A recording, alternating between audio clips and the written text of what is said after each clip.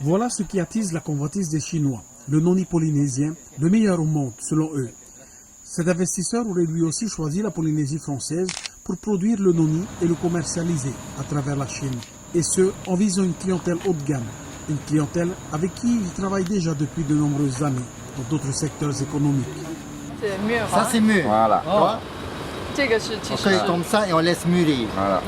Il est très intéressé par cette culture-là pour le développer en Chine sous forme de boisson, on va dire, un boisson pour la santé. Donc l'idée aujourd'hui, c'est de lui montrer qu'il y a bien le potentiel agricole, qu'on a bien les surfaces cultivées, les agriculteurs qui sont là, que le cahier des charges de production, c'est bien en agriculture biologique, parce que ça correspond à son exigence, et qu'on a également la capacité, avec l'usine qu'on a visitée tout à l'heure, de produire qu'il veut, comme jus. C'est avec les bras ouverts que le maire de Taputapuatea a reçu cet investisseur potentiel chinois qui pourrait bien être celui avec qui les agriculteurs de Taputapuatea et même ceux des îles sous le vent pourraient bien travailler durant plusieurs années.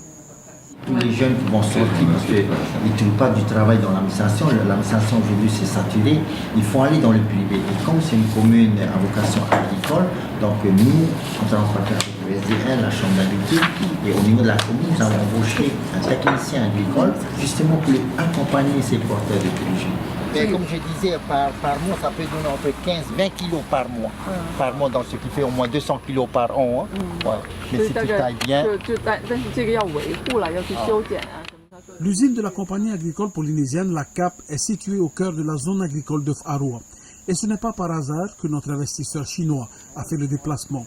Il compte lui aussi trouver une usine qui serait en mesure de répondre à la demande chinoise. Il demande 1000 litres, donc 1000 litres par mois, ça correspond à 1200 tonnes de nono, donc c'est quelque chose qui est atteignable. Voilà qui devrait, selon Thomas Moutam, encourager le secteur du noni à Taputapuatea, car ici, on produit un tiers de la production globale de noni sur l'ensemble du territoire polynésien. Il y en a aussi. Voilà. Il y a des nonos tout le long, de l'autre côté de la rose aussi. Non, d'hectares.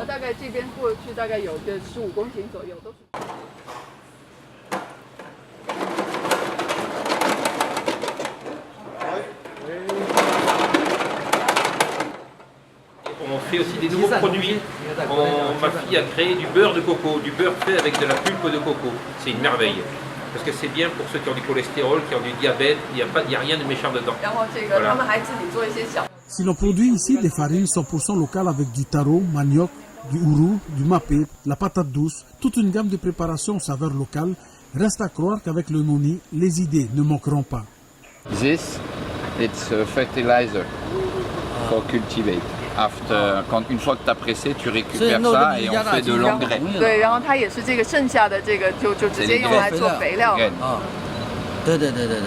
Voilà. Ok. Juice. Yes. Les exportations de noni se décomposent principalement en purée et en jus. Aujourd'hui, ce sont les États-Unis et le Japon qui se partagent l'essentiel des exportations. Le jus, lui, est destiné à 9 pays, dont les États-Unis, toujours en tête à hauteur de 40%. Reste à espérer que bientôt, le noni polynésien saura se frayer un chemin sur le marché chinois. Appuie là, ça va sortir encore d'autres branches. Et ainsi de suite. En grand défenseur de la culture bio, Thomas Moutam a tenu à faire visiter à nos invités ce grand hangar où l'on prépare du compost bio destiné à la culture maraîchère des familles de la commune qui souhaitent cultiver leur propre potager. Mais aussi est-elle ouverte au grand public. Autant dire autant de moyens mis en place par le conseil municipal de la commune afin d'apporter une touche santé dans chaque repas. Mais en attendant, cette matinée de travail s'est achevée par la visite du marais Taputapuatea, un passage obligatoire puisque c'est ici même que se trouve le berceau de la civilisation maori. Le temps pour ces touristes d'un jour d'entrevoir un peu l'histoire d'un peuple, le peuple maori du triangle polynésien.